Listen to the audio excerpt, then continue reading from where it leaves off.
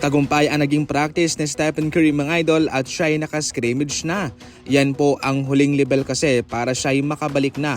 Kung kaya niyang maka 5-on-5 contact, maka-scrimmage, yun na po mga idol ang uhusga na kaya na niyang maglaro. Sa ngayon ay target po ng Golden State Warriors nang pabalikin itong si Stephen Curry laban sa Rockets. Kailangan nila itong Stephen Curry mga idol, especially na sila'y nasa play-in tournament at kakailanganin nila ng 2 panalo para sila'y makapasok sa pang-8 posisyon. Kanilang kakalabanin kasi ang matatalo sa number 7 and number 8 spot. Subali pagkatapos po nilang matalo ang ika-9 na kupunan ay kanilang kakalabanin pa kung sino ang matatalo galing sa 7 and 8 spot. Kaya itong Stephen Curry ay malaking tulong sa kanyang pagbabalik mga idol. At considering na maganda naman sa ngayon ang inilalaro ni na Kristaps Porzingis at Podziemski, mayroong legit na chance itong Golden State Warriors na makaalis sa play-in at makapasok sa playoff. Patuloy na dumarami ang mga naiinis ngayon kay Shai Gilgeous-Alexander. Nais lang kasi nila ng malinis na basketball, walang foul baiting, walang dayaan. Eto nga ho, itong si Shai Gilgeous-Alexander ay nagkaroon ng 16 free throws laban sa Knicks and 25 free throws naman laban sa Pistons. Samantalang itong si Green ng Phoenix Suns sa Utah Jazz 31 points, walang free throw at sa Memphis Grizzlies 21 points, walang free throw.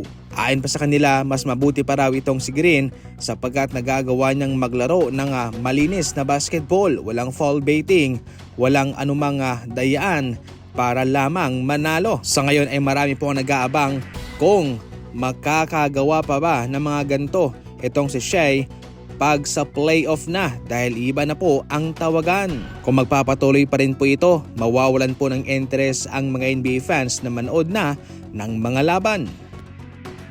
Ikinagulat ng mga taga-Lakers ang pagtanggi nitong si Reeves sa kanyang player option na nasa 14.9 million at siya ay papasok po sa free agency sa off-season. Gayunpaman mga idol, ay inaasahan na nga rin po ito ng front office ng Lakers sapagkat gusto ni Reeves ng mas malaking kontrata.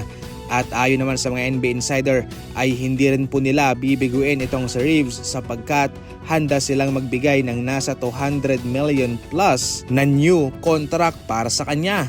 Dahil nga malaking sugal ang ginawa nitong si Reeves sa pagtanggi niya sa kanyang player option ay naging solido naman ang kanyang kontribusyon sa season na ito. At sa mga labang walang Luka at walang LeBron James, siya mismo ang nagpapanalo.